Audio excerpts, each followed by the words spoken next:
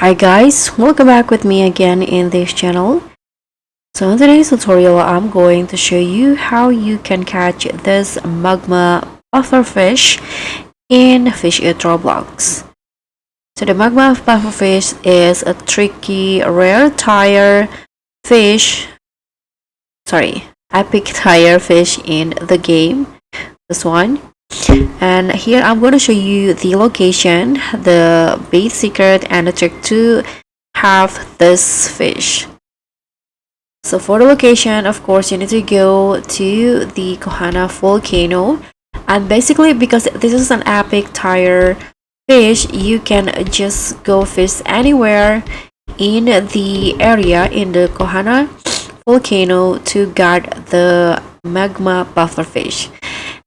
And in here I'm using the element rod and also the singularity bait as the combo to get the magma puffer fish. So that's all for me. Thank you guys so much for watching. Don't forget to like, comment, and subscribe.